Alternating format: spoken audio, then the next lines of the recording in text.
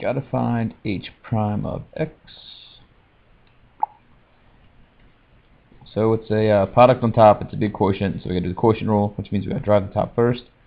Since it's a product, we gotta drive the first part of the top first, and then multiply it by sine x squared, and then drive sine x squared and multiply it by cosine root x.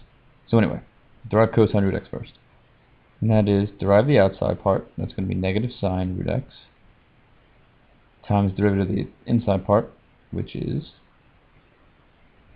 1 over 2 root x, because that's the derivative of the square root of x. No problem. Times sine squared. Sine of x squared, I'm sorry. Plus cosine root x,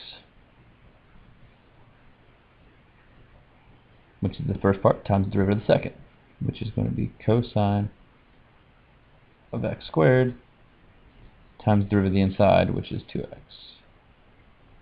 Now that is the derivative of the top, pretty nasty, times the bottom, which is secant of tangent of x. Then we're going to do, this is all still right next to there, I'm just running out of room, minus the top cosine root x times sine of x squared. So that's the top, times the derivative of the bottom. And this chain rule, so we got to derive secant first, and derivative of secant is secant of what's inside times the tangent of what's inside. Okay, so that's the derivative of secant. Now we got to derive what's inside of that, which is tangent. And the derivative of tangent is secant squared of x. So this, where is it? Right here, is the derivative of the bottom, and multiplied by the top. All of that is over the bottom squared, so that's the secant squared of the tangent of x. And yeah, that's super nasty. I don't like it, you don't like it, but we're just following rules here, so no problem. Alright, clear that. Yeah, clear the canvas. Okay. Let's do some tangent lines. Here we go. Find the tangent line and normal line. Forget normal line for right now. We'll get to that later on. So find the tangent line. No. This is dumb. Find the tangent line to the functions. Okay, so we need a point and a slope. Our point is going to be the x value is pi over 6. And to get the y value, we just plug pi over 6 into this function. So we're going to have sine of 2 pi over 6, which is pi over 3, times tangent pi over 6, which is root 3 over 3, or 1 over root 3. Cool. And sine of pi over 3 is root 3 over 2, times 1 over root 3, and that is just 1/2. So the point we're looking for, or the point we're working with, is pi over 6 1/2. Now we need the derivative, which is the slope. So we're going to do some y prime. And what's that going to give us? We're going to do product rule. So it's going to be cosine 2x times the derivative of the inside, which is 2, times tan, plus sine 2x times the derivative of the second part, which derivative of tangent is secant squared. No big thing. And we want the slope at pi over 6. So we plug pi over 6 into the derivative, and that's going to give us the slope of our original function at pi over 6. So here we go.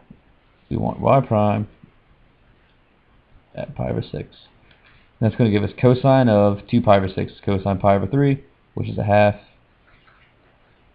times 2. Tangent of pi over 6, we just did this, is root 3 over 3, plus sine of pi over 3 is 1/2, times the secant of pi over 3. We would do cosine of pi over 3, which is 1/2. Where am I at here? Yeah, cosine pi over 3 is 1/2. Oh, we're plugging in pi over 6. Oh, so cosine pi over 6 is root 3 over 2. So secant is going to be 2 over root 3, and we're squaring it. So that's going to be 4 over 3. And this is going to be, these 2's are going to cancel. Root 3 over 3 plus, this cancels, 2 over 3. So that's root 3 plus 2 over 3. Okay. tangent line is y minus 1/2 is equal to slope is root 3 plus 2 over 3 times x minus the x value, 5 or 6. Alright, I feel like I got a different answer when I did this earlier. If I messed up plugging in somewhere, forgive me, but really you need y minus the y value, x minus the x value, and then the derivative at that point. So you plug in and you get a value. Alright, clear out here. We need a tangent line of this thing at 2. So we need a derivative. Well, let's plug in 2. So our point is going to be 2, and then root 2 over 7. You get that when you plug 2 in. Now we need a derivative. So f prime is going to be the derivative of the top, which is 1 over 2 root x, times the bottom, x squared plus 3, no problem, minus derivative of the bottom, times the top, which is just root x. And all that is over the bottom squared. So x squared plus 3 squared. And we don't want this complex fraction, so we're going to multiply the top by 2 root x and the bottom by 2 root x. That's going to cancel right here. It's going to leave us with x squared plus 3 minus 4x squared over x squared plus 3 squared times 2 root x. So that's not too bad. And x squared minus 4x squared is negative 3x squared plus 3 over all this nastiness. Squared times 2 square root x. Okay, now we really want f prime at 2. So we plug in 2. We're going to get 4 times negative 3 is negative 12, plus 3 is negative 9. Great. Over 7 plus 2 is 49, times 2 is 108, square roots of 2. Now I'm leaving it like that. So our tangent line, red and in blue here, is y minus root 2 over 7 is equal to negative 9 over 108 root 2 x minus 2. There's your answer. No problem. Alright, last one. Or last one for this video anyway. Find all tangent lines of this guy that have a slope of negative 1. Okay, well now I'm giving you the slope. So I'm not giving you x or y value, but we're going to use the fact that the slope of this thing is the same thing as the derivative.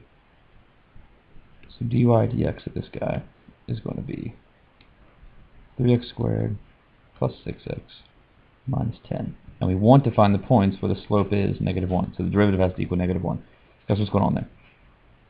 And all I got to do is solve for x. And that's going to be the points where the slope is negative 1. So add 1 to both sides. You get negative 9. Divide everything by 3. You get x squared plus 2x minus 3 equals 0. So you end up with 2 points here. This is going to factor into x plus 3 and x minus 2. So we have x equals negative 3 or x equals 2. So right now we have a slope, negative 1, and the x values. So we have two tangent lines. All right, I'm done here. The first one's going to be y minus something is equal to negative 1 times x plus 3. And the second one's going to be y minus some y value is equal to negative 1 times x minus 2. Okay, from negative 3, that's x minus negative 3 is plus 3, and 2, x minus 2. And the slope's negative 1 because that's what we're told. Slope of negative 1. That's why we did this whole equation up here. Okay, now we just need the y value. And to get the y value, we plug the x value back into the original function, not the derivative. We want the y value, and that's what this is. If you plug it into the derivative, you're going to get the slope, which is going to be negative 1. We already know that. So we plug in 2, do the bottom one first, and we're going to get 2 cubed is 8, plus 12 is 20, minus 20. That's right, yeah, 20 minus 20 plus 4. So we get a y value of 4. And when you plug in negative 3, we're going to get negative 27 plus 27, which goes away. And then 30 plus 4 is 34. So, there you go. There's two tangent lines where that happens. Excellent.